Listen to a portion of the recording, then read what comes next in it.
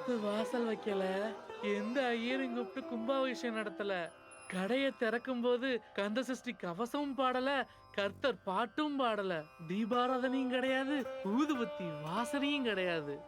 ஆனா கூட்டம் ஆறா பாயுது, பணம் அருவியா கொட்டுது. இல்ல இல்ல.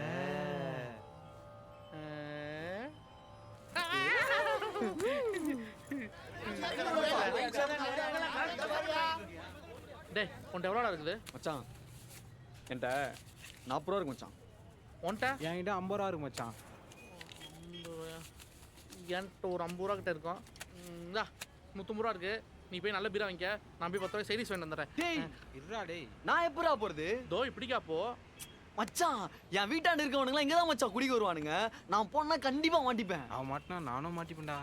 இங்க பாரு, நான் சொல்றது நல்லா கேளு. நீ தான் வெளியேறிய பையன். நீ போனா யாரும் கண்டுபிடிக்க மாட்டாங்க. அதனால நீயே போயிட்டு வந்து மச்சான். உங்க கஷ்டம் எனக்கு புரியுது. ஆனா நான் போய் வாங்கிட்டு வந்தேன்னா உங்களோட நடிச்சு பெஸ்டா குடிப்பேன். பரவாயில்லையா? போ.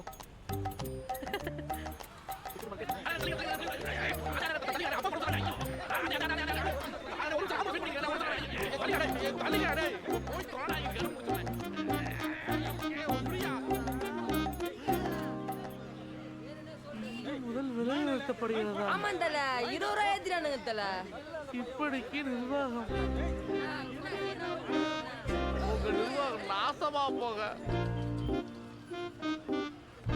மச்சான் வாங்கிட்டல? இல்லடா. ஏன்டா? சரக்கு விலை ஏத்திட்டாயடா. என்னது? மறுபடியும் சரக்கு விலை ஏத்திட்டானுங்களா? 20 ரூபாய் ஏத்திட்டாயடா.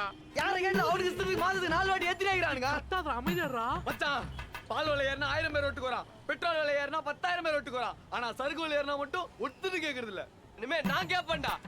பிறந்த குழந்தைக்கு பால் முக்கியம், வளர்ற குழந்தைக்கு சோறு முக்கியம். நம்மள மாதிரி பசங்களுக்கு பீரு தானே மச்சான் முக்கியம். 50 ரூபாய்க்கு இந்த பீரு இன்னைக்கு 160 ரூபாய்க்கு விற்கிறானுங்க. இதே மாதிரி சரக்கு விலை ஏத்தி ஏத்தி ஏத்தி நம்மள மாதிரி ஏழைகளுக்கு சரக்குன்ற எட்டாக்கணி ஆக்கிடுவானுங்க மச்சான் அந்த அரசியல்வாதிங்க. ஒரு போராட்டத்துக்கு அப்புறம் தான் சுதந்திரம், ஒரு புரட்சிக்கு அப்புறம் தான் ஜல்லிக்கட்டு. நான் முடிவு பண்ணிட்டேன். இப்ப இல்லைன்னா வேற எப்பயுமே இல்லை. என்ன சொல்றீங்க?